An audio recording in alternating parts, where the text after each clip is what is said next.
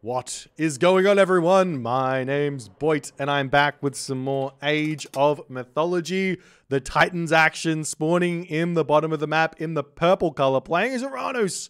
His name is King Dragon III. His partners today in the green color, playing as Zeus. His name is Revan TG. It's just I am Revan. And finally, rounding out the team in the blue color, playing as Hades. His name is Walls Equal Win. Their opponents today in the yellow color, playing the exact same gods. We have Mosca playing as Zeus. In the red color, we have Ninho playing as Hades. And in the light blue color, playing as Uranus, his name is Tunison. CUD versus BFF. CUD taking that first game very, very solidly. Great defense. And now we see Mediterranean as the second pick. The way that the group stages work is there's a really, really long list of maps that are available to be picked. So you can go for literally whatever map you want. You can have not literally every map, but I'll give you just a couple of the maps in here in the pool that could be picked. You've got like Arctic Craters, you've got Mega Random, you've got Lumber Camp, you've got River Styx, you've got Megalopolis, you've got Valley of the Kings. So there's a lot. Basically, every single map is in the pool. In fact, I think one map already got picked that wasn't in the pool. It's meant to be in there, but I'm currently searching for it, and I can't find it, which is funny because it is a pickable map. So I'm just going to quickly write that in while we're mid-casting, because that's what we do. Anyways, all right. So, let's see how this game is going to go. We do have a Mediterranean map. This, in team games, Mediterranean, generally speaking, you're going to go pretty heavy on the water, especially with these god picks.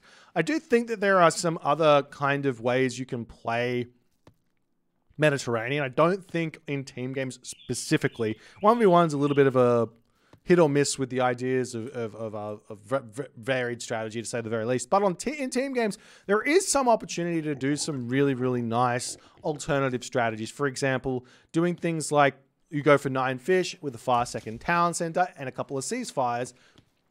Not a bad idea in the slightest to try those sorts of things out. Alternatively, going for a fast heroic, couple of fast heroics with a ceasefire, not a crazy idea either. Depending on what civilizations you're going for, you can basically the idea of like incorporating a ceasefire into a strategy can be a great way to play. There's a couple of other god powers that are really, really have a lot of synergy together on the water. Things like Shockwave and Carnivora are really, really good. So Uranus going through Oceanus on a map like this isn't actually a terrible idea. I know a lot of people are like, there's only one god for Uranus. In actuality, especially on Mediterranean and especially in team games, Oceanus is pickable. You might want to consider going for Prometheus on the what do you call it? On the flank. If you're in the pocket, you really got no worries about like a straggler Odysseus walking into your base. So you can just happily go Oceanus, no problems where that's concerned.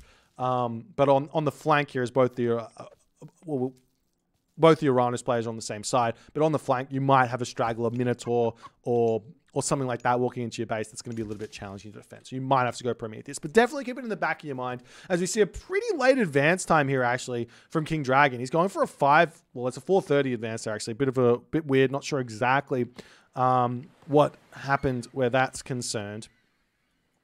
As we do see some pigs coming over here and everyone advancing. Lots of Athena, lots of Prometheus. So it does look like these guys are going to be going fairly meta strategies at this point here. If we take a look at the advance times here of both players, you can actually even start thinking about certain metagaming ideas that could come through. If you take a look at Walls Equal Win here, it's a 4:30 advance time. No one here is advanced faster than 4:30. So what about a ridiculously fast rush could work here as well? Idea if everyone's going to be advancing at 4:30, what if we just don't go water and go for a ridiculously fast rush onto one player? Potentially could work, or maybe even go water a little bit, maybe 4 fishing ships, have a ridiculously fast rush on the back of that. Another crazy idea that could be happening as we are now starting to see those triremes coming out. Katoskabos going to be checking around on this position here. And one thing to really keep in the back of your mind when playing Mediterranean as a team, play together. Don't go aggressive by yourself ever. Wait to see where your opponent is. Wait for them to make that first move. Just garrison fishing ships, retreat away, and call for help and have the pocket player come over and help you after the fact.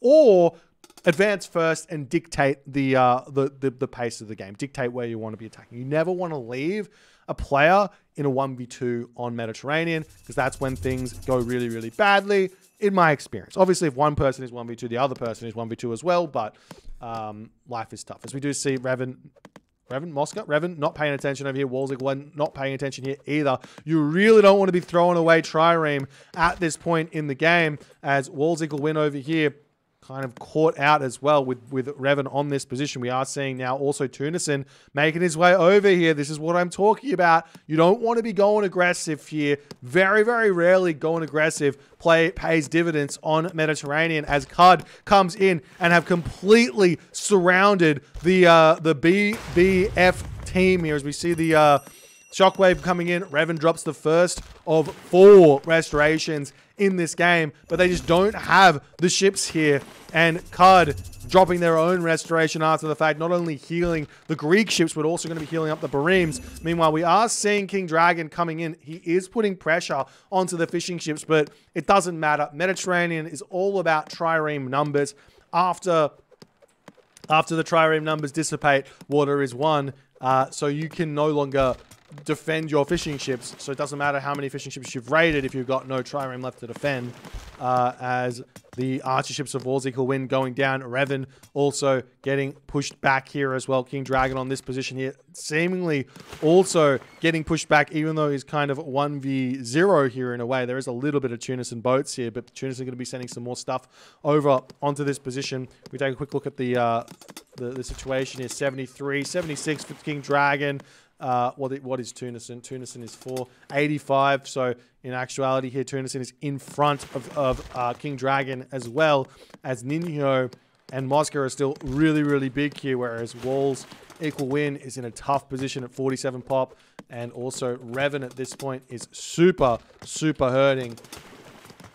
And I mean, Revan here, basically at 7 minutes and 30 seconds into the game, you don't really have another option. If you just get absolutely swept off water, the only option you have is to just keep pumping boats into your dock and try and hold onto those fishing ships. Get those fishing ships back out when your opponent leaves. Get those archer ships back out and try and support your partners. The problem is that if your opponent makes this read, which they should, they can just get a town center here. No problems with cutting ships for somewhere in the vicinity of 20 to 30 seconds to get that town center up. We see the same thing for Tunison over here. I'm surprised to see no town center up, but Moscow is moving forward for this forward town center first. Vitally important to grab that forward town center first. I would argue insofar that Tunison should also be getting this forward town center first, as well as already having up a military academy to defend that, just in case things are coming through. But he should basically know that King Dragon is still on here, as we do see Moscow dropping his restoration. The shockwaves coming through. Walls Win also going to be dropping his own restoration. Generally speaking, the second restoration is the one you want to be going for here, but we see CUD deciding to retreat back. Little bit greedy to continue fighting while grabbing town centers. The idea the best idea is when you grab the town center is let your opponent back onto the water, have them push back into you because they have to, because you're on 2 town centers, and you can just defend with defender's advantage, and then you can push back after a couple of minutes once the town center is paid off itself. But we'll see how things are going to go here, as it does look like BBF have gotten their footing back on the water for the time being, as Walls Win coming in onto this position, getting the damage done here. Hunting dogs coming through here for Moscow as well. Really, hunting dogs on Mediterranean. There's that much hunt. There's 1 Auroch and 3 boars. I'm sorry, but I don't know if hunting dogs is worth it. All the walking time to get over onto that boar, probably better to just jump onto pigs, just jump onto farms, jump onto the chickens over here. It's just, as good as hunting dogs is with the 30% increase, you can probably just grab this town center, eat those boars from the villages that come out of this town center, sending villagers over there specifically to grab them. Mediterranean just doesn't have enough hunt to be value to get hunting dogs, in my opinion. Maybe some certain maps with like two Aurochs in the starting base. Not even with 2 Aurochs in the starting base, 3 boars. Anyways, too much chatter. We do see Tunison coming through here, pushing walls, equal win back at the moment. Meanwhile, Revan coming back with his own ships, needs to defend over here. We are seeing on this position that Tunison has managed to push forward and deny Dragon's forward town center. He is getting the back town center up, but Tunison is already 3 town centers. He's already started the military units. We are seeing that King Dragon has managed to win the water here, but as I sort of alluded to earlier, water does not matter after a certain point. And that certain point is after you have enough villages, after you've got enough town center advantage here. Basically, docks to a degree, they're worth a villager, a town center each up until a certain point. Probably a dock is probably worth a town center for about a minute or 2 minutes. So if you've got 2 town centers on your opponent, you're already in front of them after having the town center up for 2 minutes. So you're good to just give up on the water here and just go for some land pressure like we're seeing here from Tunison and start getting the real value kills, like taking out the villager here. As we do see Moscow coming through onto this position, looking for some aggression onto Walls Eagle Win, as he's like actually just getting walled in here by Moscow, as well as the Revan archer ships coming through here. And it does look like BBF, they've won the water at the moment. They've won the water, but they have not won the economic game just yet. King Dragon does have himself out a good amount of Mermillo over here, but he is still getting raided by Tunison, as Tunison is kind of dictating the pace. And also Tunison's got himself that 3rd town center, so he's going to be having himself the extra population. Plus, there's a ton of population on the water here for King Dragon at the moment, as the docks are going to be getting taken out. If we take a quick look at the town centers, it looks like CUD have made the accurate decision here and said, you know what? Water doesn't matter in the slightest here in this game, because there's no town centers in range of ballista ship fire, of siege ship fire. So they can even give up the docks at this point, give up the entirety of the water, and not care in the slightest about that. As Moscow pushing forward, looking for a little bit of value on this position here. I guess if you're going to eat these boars now, Moscow's plan is making more sense here. He's getting all of the boars. Okay, I take it all back. Moscow's going to be in a great position here. Hunting dogs is the right call. I was lying. Village is getting pushed back here again. King Dragon, he's almost in a position where he can win these fights, but he's just pushing the issue that little bit too much. It might be even a better idea here for Moscow to just go for the heroic age here, because he's got the fishing ship economy going. He can potentially, off of 2 town centers here, hit that heroic age a little bit faster than Tunison could. Get himself some Stallion birds out, push out with the Dryads. Could be an answer for the problem that is in here. As long as he doesn't have to build farms first, he should be able to make it there quite quickly. He does have the armory up, but it's not coming through. As we see, yeah, now we see the farms up. So things getting a little bit challenging here for King Dragon, as Walls Eagle Win is also constricted to 2 town centers. So in total, the CUD team is up 2 total town centers, which is like 40 population. And that's a swing of 40 population. So it's an 80 population lead right now for CUD after fortified town centers comes in, which is gigantic. That's a huge amount of population to be in advantage there. So you do see the Thea coming through. So at the very least here, we will notice that... wait, is he already in the heroic age? I can never tell. No, he's not. Armory coming up for Tunison. So King Dragon will have himself a slight advantage here of Thea, maybe for somewhere in the vicinity of 30, maybe like 45 seconds here, as the Tunison Promethean pushing through, getting a lot of damage done here. One unit that King Dragon really does not want to be building at the moment is the Promethean. As he's going through Thea, he's going to be wanting those Stallion birds, but he just feels like he needs to defend here, otherwise his town center could get taken out as he gets pushed down to next to no population. A couple of military barracks are getting thrown down at this moment as the heroic age comes through. The problem is there's also a hero's Terma on this location as well to cause some pain there. And we do see the 4th town center coming up for Tunison, as well as he's clicking up through Thea as the units retreating back. And BFF They are constricted. They've got to find an advantage with this water. We do see some docks coming up for Ninho just in case. But the absolute best way to make any significant value on the water is to be the pocket player, build a transport ship, and build here. You just do this.